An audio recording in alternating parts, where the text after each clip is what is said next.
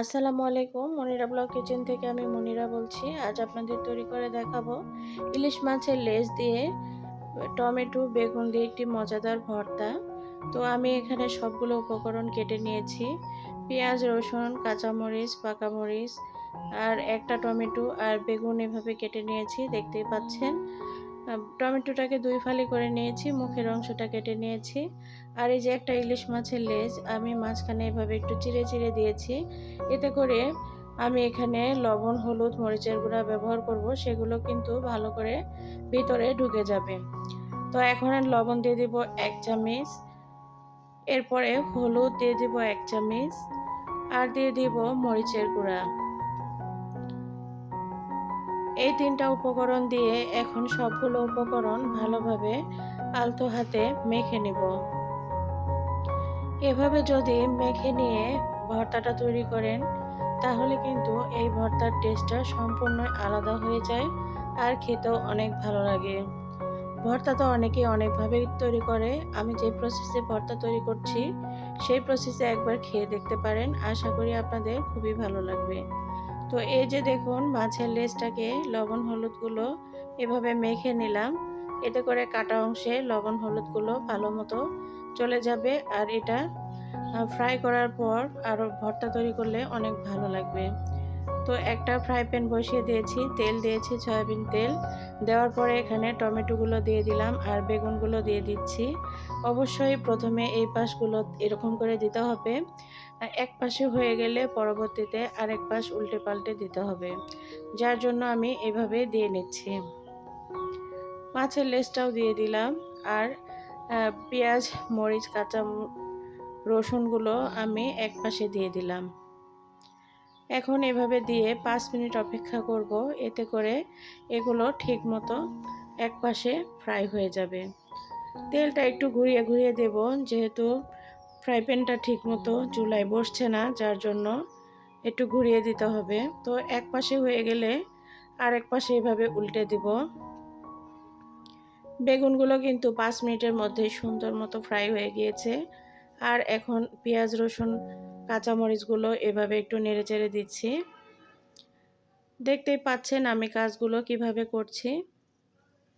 তো এভাবে একটা একটা করে উল্টে পাল্টে দিলে এতে করে সময় কম লাগে। আলাদা আলাদা করে ফ্রাই করার দরকার নেই, এভাবে একবারেই কিন্তু সুন্দর মতো ফ্রাই করা হয়ে যাবে। একটু পর পর এভাবে আমি পেঁয়াজ, রসুন আর কাঁচামরিচগুলোকে নেড়েচেড়ে দিব, এতে করে এগুলো ভালো মতো কুক হয়ে যাবে। তো এই যে অনেকটাই কিন্তু আমার ফ্রাই হয়ে গিয়েছে। তো এখন এই যে বেগুনগুলোকেও আবার উল্টে পাল্টে দিচ্ছি। টমেটোটা কিন্তু খুব সুন্দরভাবে ফ্রাই হয়ে গিয়েছে একপাশে। এরকম একটা কালার নিয়ে আসার পর্যন্ত আমি এগুলোকে ফ্রাই করে নিব। এভাবে একটু পোড়া পোড়া করে এই ভর্তাটা তৈরি করলে ভর্তাটা খেতে খুবই ভালো লাগবে। একদম আহ, যেরকম আমরা কোনো কিছু পুড়িয়ে ভর্তা করি যেরকম, ওরকম একটা টেস্ট আসবে। যার জন্য আমি এভাবে এটাকে নেড়েচেড়ে ফ্রাই করে নিচ্ছি।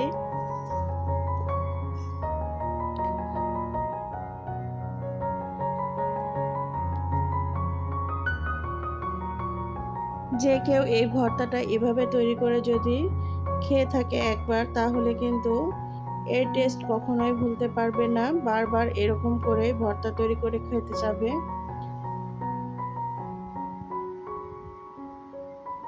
ইলিশ মাছের লেজ ভর্তা অনেকেই অনেকভাবে তৈরি করে। এভাবে বেগুন আর টমেটোর সঙ্গে ইলিশ মাছের ভর্তা তৈরি করে একবার খেয়ে দেখবেন, একদম মুখে লেগে থাকবে।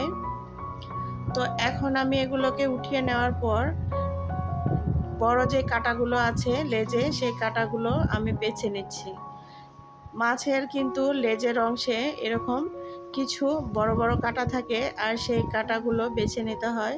এবার মাঝখানে যে কাঁটাটা আছে সেটা আলাদা করে নিচ্ছি মাছ থেকে। আর এখন আমি সম্পূর্ণ কাঁটাগুলো বেছে নেব, কারণ এই কাঁটাগুলো খাওয়ার সময় একদম গলায় লেগে যেতে পারে, যার জন্য কাঁটাগুলো অবশ্যই বেছে নেবেন। যেহেতু আমি এখানে মাছটা একদম কড়া করে ফ্রাই করিনি, এর জন্য মাছটার থেকে কাঁটাগুলো কিন্তু অবশ্যই বেছে নিতে হবে। আর যেহেতু ভর্তাটা আমি হাতে মেখে করব, তার জন্য তো অবশ্যই কাঁটাগুলো বেছে নিতে হবে। যদি আপনারা শিলপাটায় বেটে নিতে পারেন সেই ক্ষেত্রে এত কাঁটা না বাছলেও হয়। তো এখন এটা এই যে হামানদিস্তার বা বাটনা বা শিলপাটাতে এই ভর্তাটা তৈরি করা যায়। তো আমি এখন এই ম্যাশারটা দিয়ে সুন্দর করে ম্যাশ করে নিব।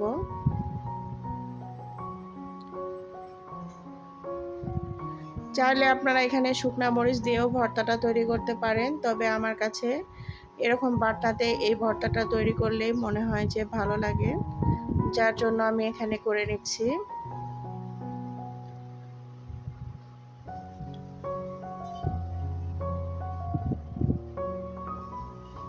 সুন্দর মতো ফ্রাই হয়ে গিয়েছে, যার জন্য সুন্দর মতো এটা একদম ফিনিশ হয়ে যাচ্ছে, দেখতেই পাচ্ছেন।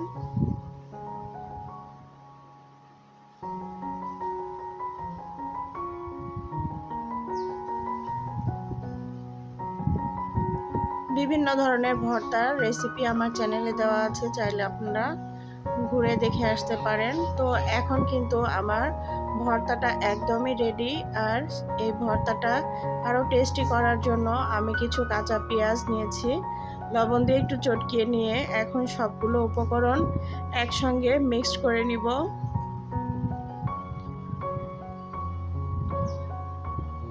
কত সহজে কত টেস্টি আর মজাদার একটি ভর্তা রেসিপি তৈরি হয়ে গেল, দেখতেই পেলেন। এখন ভর্তাটার টেস্টটা আর একটু বাড়ানোর জন্য কাঁচা সরিষার তেল দিয়ে দিলাম। অবশ্যই কাঁচা সরিষার তেলটা দেওয়ার চেষ্টা করবেন, এতে করে ভর্তার টেস্টটা অনেক ভালো লাগবে। তো এখন ভর্তাটা আমি উঠিয়ে নিব একটা সার্ভিং বাটিতে।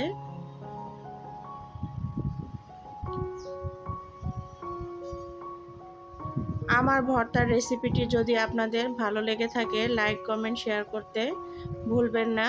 এই যে দেখুন, ভর্তাটা আমার একদম রেডি। এরকম টেস্টি ভর্তা তৈরি করতে আপনারা কিন্তু দেরি করবেন না, আজই তৈরি করে নিন মজাদার ইলিশ মাছের লেজের ভর্তা। তো এখন বাটনাতে যেহেতু অনেকগুলো ভর্তা লেগে আছে, তার কারণে আমি একটু ভাত নিয়ে ভর্তাটা দিয়ে ভাতগুলো খেয়ে নিব। একদম জিভে জল আনা ভর্তা একটা তৈরি করেছি।